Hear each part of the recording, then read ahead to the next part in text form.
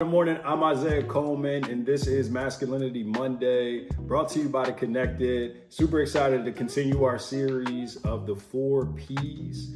Last week we talked about provide. This week we're going to talk about protect. Next week we'll talk about pastor, and the following week we'll talk about please. All right, so I want to just jump right in. And when we think about protecting, just real briefly, when we think about protecting, I immediately think about the emotional, the mental, the physical harm that could come forth or affect our loved ones, right? Being a masculine man, being someone who is accepting and welcoming of their masculine identity, it is on us to protect not just our loved ones, our wives, our girlfriends, our kids, but our larger community, right? If we're leading, if we're in a position of leadership is a characteristic of masculinity. So if we're out here leading a group of people and leading a team, it is often us who have to be that protector in that space. Like if I'm on a team, when I played football and I was the team captain, it was on me to protect my teammates from any harm, from any nonsense that came their way, to stand up for them, to advocate for them, for the betterment of the team. But today I want to talk about in terms of our families, right? I want to keep it there. I want to keep it in terms of our family, meaning our spouse, meaning our children. And before I jump into that, I want to give you a quick anecdote. So back in 2022, I had a conversation with a young man. He's actually probably my age or something like that. But here I am getting old. I had a conversation with a man, and he was a jujitsu practitioner. He was in the military at the time, and he said he would do jujitsu to help him in his military endeavors, right?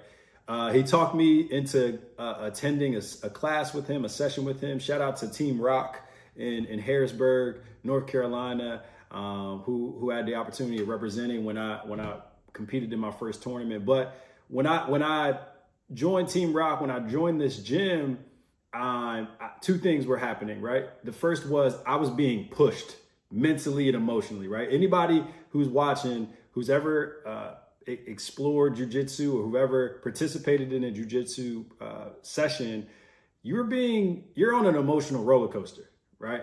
You're being pushed mentally, you're being pushed emotionally, you're doing things you're not necessarily comfortable doing, you're being pushed outside your comfort zone. And one thing you're doing though, you're strengthening that mental and emotional stability, which is extremely important, because if you're ever in a situation where you need to protect your wife, protect your child, protect your children, your family, your greater community, you need to be able to stay calm. You need to be able to accept all of what's going on around you without getting flustered and anxious, and you're just making decisions that may put other people in harm. So it taught me mental and emotional stability.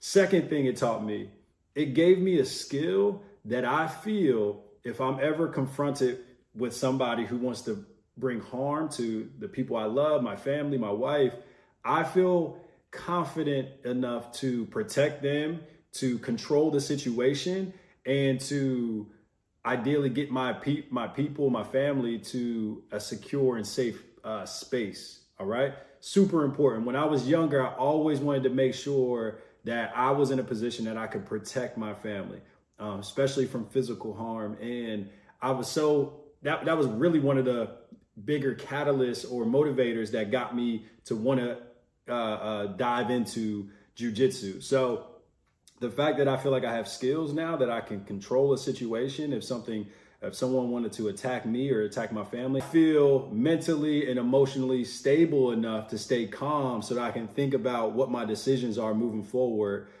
clearly, with clarity and with precision. So that was extremely helpful. And I think here's my question for you. If you're a male and you're watching this and you have a family and you have a wife and you have or a girlfriend, like, I want you to ask yourself this question.